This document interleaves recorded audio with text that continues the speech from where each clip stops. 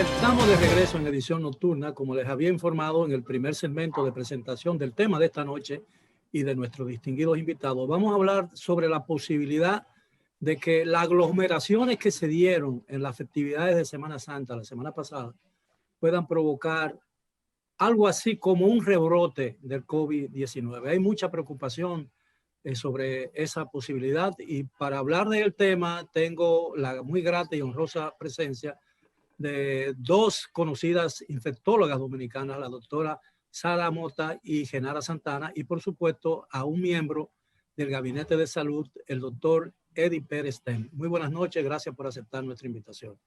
¿Qué posibilidad existe realmente de que empeore la enfermedad cuando parecía que ya con el proceso de vacunación en marcha, dentro de un ambiente de normalidad relativa, pudiese producirse una situación que nos haga regresar hacia atrás? Bueno, sí, yo pienso que lo que ha sucedido con la vacunación ha sido la gran esperanza quizá para todos. Puedo dar fe y testimonio que cuando me puse mi primera dosis de vacuna, sentí en mi corazón que ahí estaría llegando lo que sería el comienzo del final de la pandemia. Ahora, eso no significa que hayamos que bajar la guardia todavía, hasta que la mayoría de la población no esté vacunado, y me voy más allá, no vacunado, sino inmunizado, es decir, que ya tenga sus 2 dosis de vacunas. La sociedad dominicana o quizá la población en general no ha entendido todavía, yo pienso que no ha entendido con seriedad lo que significa este virus. Y a pesar de todos los esfuerzos que ha puesto el Estado Dominicano y ese gabinete de salud al cual yo admiro, porque creo que han manejado muy bien la situación, la población no lo ha entendido así, y realmente es un temor que después de todos estos días festivos de Semana Santa y que estemos regresando a una normalidad relativa, mientras circula el virus, eso pueda influir en que surjan nuevas oleadas. Bueno, definitivamente que cuando uno vio las imágenes que se publicaron en las redes en el fin de semana recién pasado, que correspondía a la Semana Santa, donde había muchísimas personas en diferentes localidades y aglomeradas, pues lógicamente que lo primero que uno piensa es, vamos a tener un rebrote. Pero es bueno recordar, y que en otras ocasiones lo hemos expresado, aquí, que desde que las medidas se flexibilizaron, la gente entendió, junto con la vacunación, que como dice la doctora Santana, la vacunación es el principio de un probable fin, es la lucecita que se ve al final de un túnel, que hace tal vez un año lo veíamos probablemente sin salida. Sin embargo, no tenemos vacunado, primero que por un asunto de logística y de priorización por riesgo, edad, entre otras cosas, no está vacunado ni siquiera el 10% de la población, y que las edades de las personas, por lo que se veía en las imágenes, todas las personas que estaban en esas aglomeraciones no son precisamente de la edad de vacunación. Entonces, si no tenemos una cobertura de vacunación alta, no podemos darnos los lujos que nos hemos estado dando, y que no solamente son aglomeraciones en Semana Santa. No vamos a olvidar que desde que se flexibilizaron las medidas, como empecé a decir, siempre ha habido cierta aglomeración a nivel de transporte público, a nivel de espacios públicos, incluso cuando se habló de que restaurantes y bares podían abrir limitando, o sea, con distancia, limitando la cantidad y hasta 1 hora. La mayoría de los sitios de expendio de bebidas y comidas están abiertos hasta el último momento de la libre circulación. No cierran a las 7, cierran muy cerca ya de la hora en que va a terminar la libre circulación. Y en la mayoría de los casos se mantiene distancia, pero en otras, sobre todo los que son principalmente de comida, se mantiene cierta distancia. Pero los que son de bebidas, no es así. Es decir, a lo que voy es que si vamos a tener en las próximas semanas aumento de casos, no va a ser solamente por lo que se vio en Semana Santa. Tenemos varias semanas desde que se inició la vacunación y cuando comenzamos a la reapertura de estas actividades y a flexibilizar La gente entendió que ya estábamos en la vida normal y así se ha manejado. Doctor, usted es epidemiólogo, quizás por su especialidad, usted entiende a la perfección la gravedad de esta situación que estamos confrontando, ¿no es cierto? Fíjese, en primer lugar, estoy muy de acuerdo con nuestras dos queridas colegas que están aquí en el debate. En primer lugar, si no tenemos a la población en la fórmula, en la ecuación, para prevenir y mitigar el impacto de esta enfermedad, ya tenemos una parte de la ecuación que no está funcionando. No es solamente las medidas gubernamentales, sino que la población tiene que estar acorde con lo que son las medidas de prevención, que como todos sabemos, el uso de mascarilla, distanciamiento social o distanciamiento físico, y también el lavado de manos. Es importante saber eso porque la movilidad, lo que le da realmente el toque de, vamos a decirlo así, de banderas rojas a la enfermedad es cuando hay mucha movilidad en la población.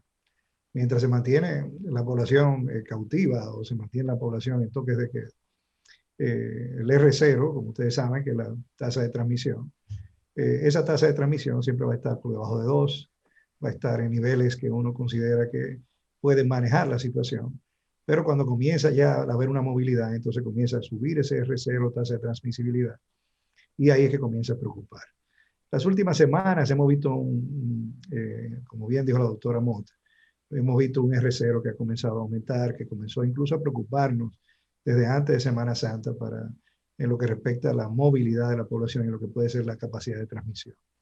Después hubo una disminución y ahora estamos esperando lo que va a pasar después de esta semana de Semana Santa, ¿no? Que hay una gran movilidad. Nunca va a ser esa movilidad de Semana Santa igual a la de diciembre, que fueron 3 semanas, como ustedes recuerdan, que fueron 3 semanas constantes de movilidad y que hizo su estrago, incluso hizo que el pico de la segunda ola, lo que hemos llamado la segunda ola, llegara a su cúspide.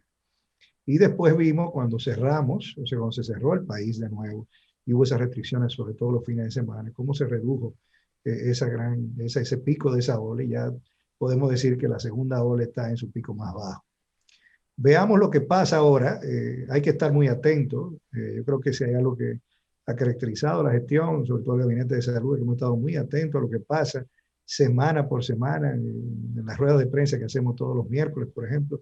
Ustedes se dan cuenta que uno de los factores que hacemos hincapié es cómo está la tasa de positividad, cómo está la positividad 4 semanas, cómo está el R0. Y eso nos da una idea a nosotros de si tenemos que restringir más o si tenemos que dejar las cosas como van. Entendemos que esta movilidad de la Semana Santa tiene que tenernos muy alerta y tiene que tenernos alerta sobre todo porque si hay que hacer restricciones más, vamos a decir así, restricciones más fuertes en la población, eso ya se verá posiblemente dentro de 1 o 2 semanas, que es cuando se da el periodo de infección después de haber esa gran movilidad en la población. Ahora, no hay duda de que el gobierno está en la lucha contra la pandemia, está ante un grave dilema, difícil de encarar, porque tiene que enfrentar la crisis sanitaria, pero también tiene que tratar de evitar que esa crisis sanitaria no agrave más la economía dominicana. Y eso es una realidad que es innegable, porque una pandemia económica en las circunstancias actuales puede ser tan desastrosa para la nación dominicana como una pandemia sanitaria. Ahora, ¿qué se ha adoptado? ¿Qué falta por adoptar que todavía no se haya hecho? ¿Qué posibilidades tenemos que en el corto o mediano plazo, ya que estamos en un proceso de vacunación, están llegando con cierta regularidad todas las vacunas que el gobierno ha adquirido? Si ese proceso de vacunación continúa y llegan las vacunas, ¿cuándo podemos decir que estaría toda la población dominicana vacunada? Mira, Miguel, yo creo que me preguntaste primero que qué nos falta.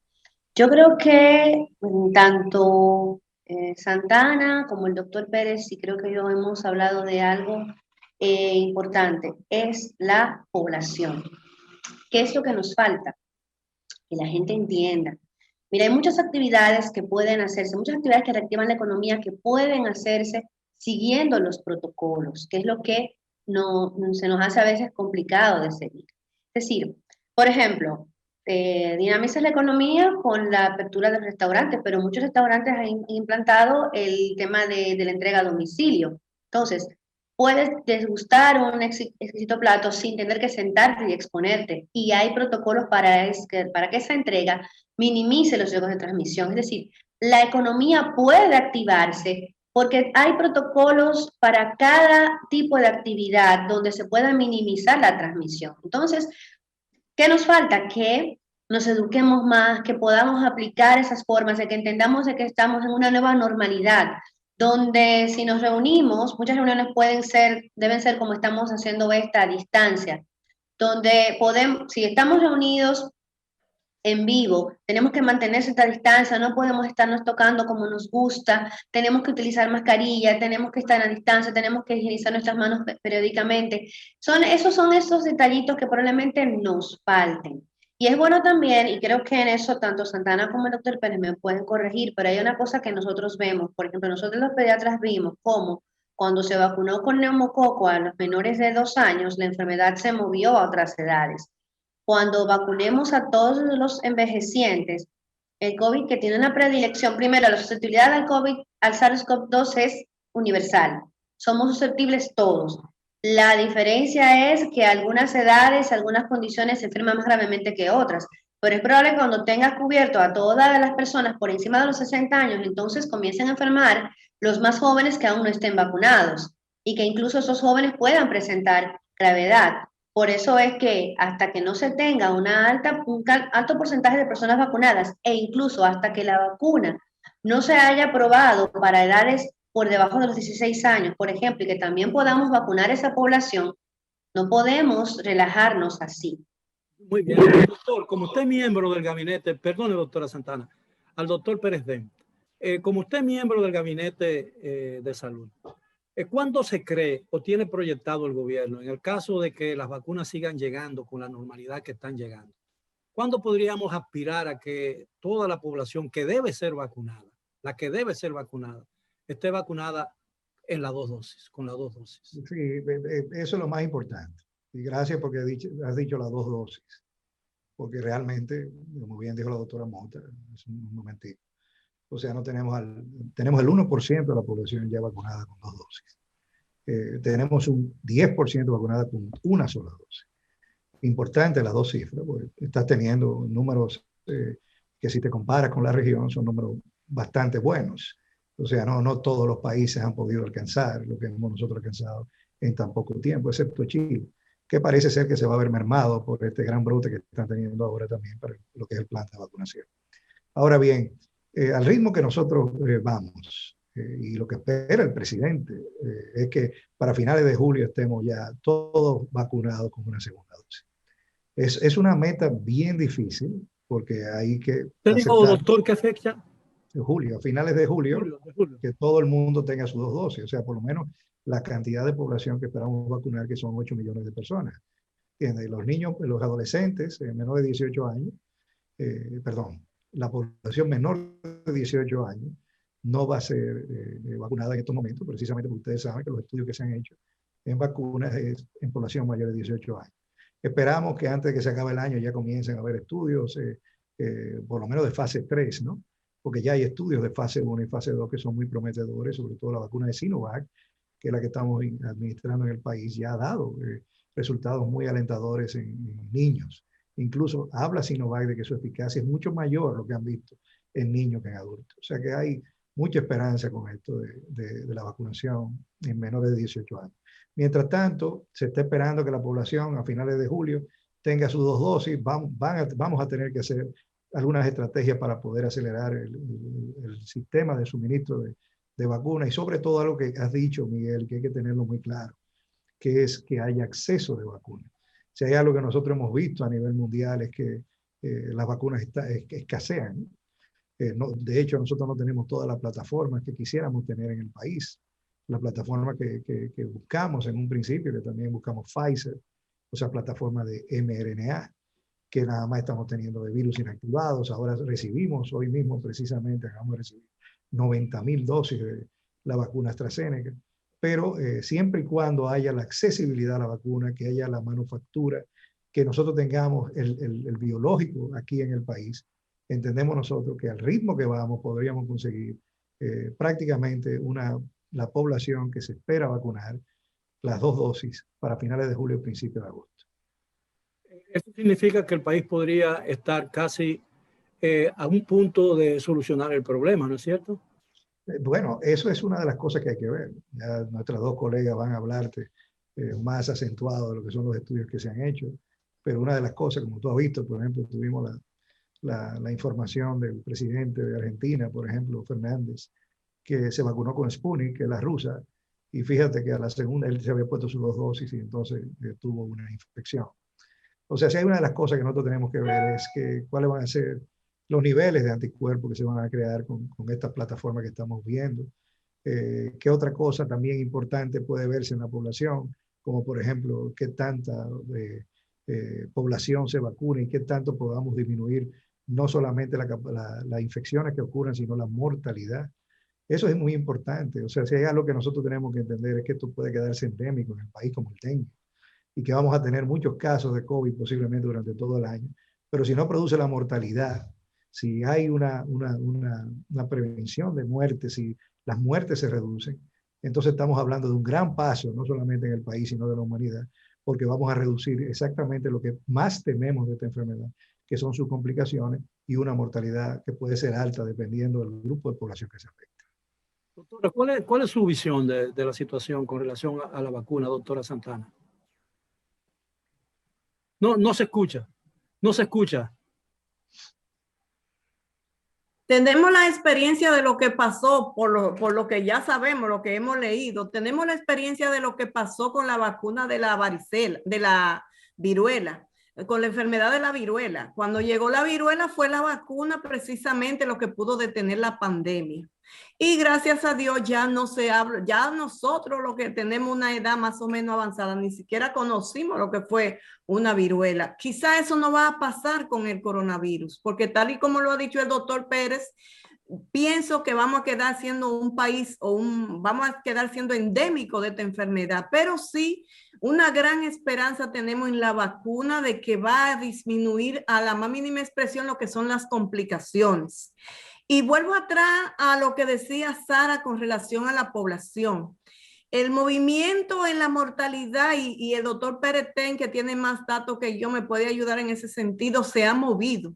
Ya no es la población de tercera edad la que está siendo más afectada. En la actualidad se está viendo mucha juventud, muchos jóvenes menores de 40 años que están siendo afectados por la enfermedad, que están teniendo internamiento por la enfermedad, lo que no es favorable desde el punto de vista de que esa es la población que no se está cuidando, la que está en los colmadones, los que están en los sitios de expendio de bebidas sin ningún control. Entonces, aunque vuelvo y reitero, y con esto no quiero alabar, si fuera lo contrario también lo dijera, el esfuerzo que ha hecho el gobierno y su gabinete de salud es elogiable.